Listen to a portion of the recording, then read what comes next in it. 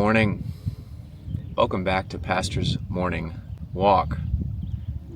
This morning on a lake in northern Ontario. It's been a sweet time away, and I'm thankful for the Lord's mercies. Today is a special day here. They call it Canada Day. It used to be called Dominion Day, celebrating when the Dominion of Canada was formed. And that name, Dominion, is taken from Psalm 72, speaking especially of Christ's dominion, that he will rule from sea to sea. A mare usque ad mare. Well, sad to say, the dominion of the Lord Jesus Christ here in Canada is not respected as it used to be. It's a reminder to pray not only for Canada, but for America and for all the other nations that used to be called Christendom. For the rule of Christ is not respected, not loved, not embraced, not labored for. And these nations are bearing the consequences of that apostasy. I saw this with my own eyes here far north in a local town at the grocery store. Half of the employees were Indians. They weren't Canadians. This place, even one of the whitest places in the whole continent, is being overtaken by foreigners. And this is a just judgment of God, one for which Canadians and Americans and English and Australians and others of the nations of Christendom ought to take heed. They ought to see what God is doing, and as Canada celebrates its day, and then especially as my nation celebrates its independence, the 250th anniversary this coming Saturday, we need to mourn our independence from God. Political liberty is an excellent blessing, and we surely need more of it.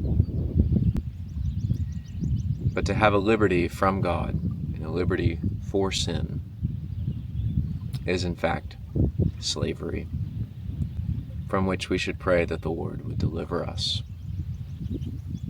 As he said through Moses to Pharaoh, "Let my people go, that they may serve me." And that should be our desire for our nations too.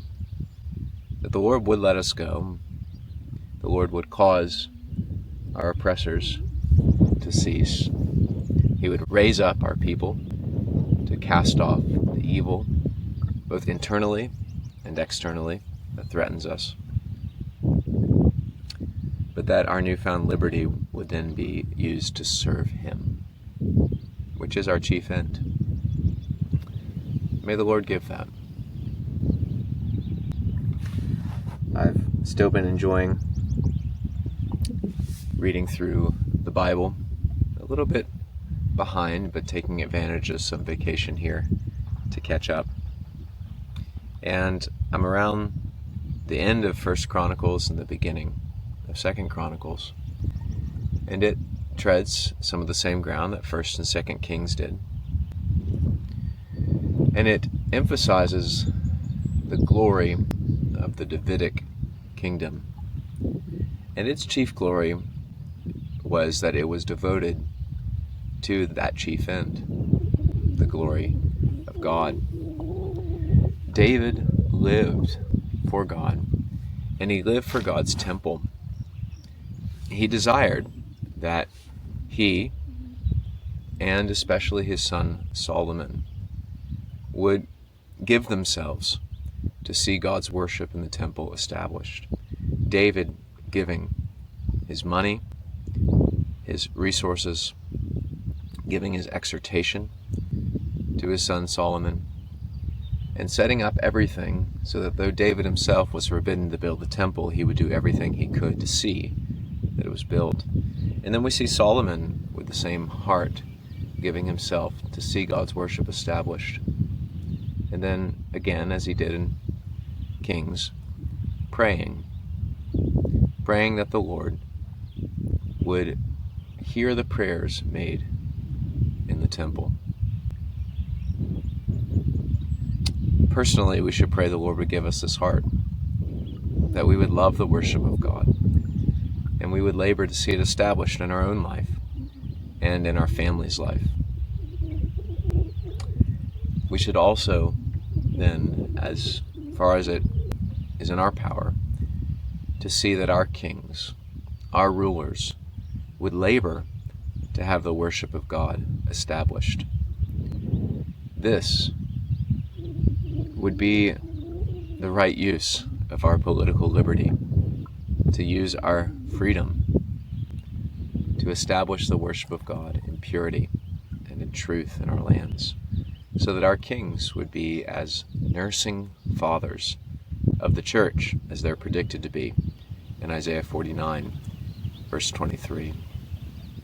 May the Lord make it so, and may all our nations, indeed all the nations of the earth, be as dominions of the Lord Jesus Christ, so that he would rule from sea to sea. May he bless you today.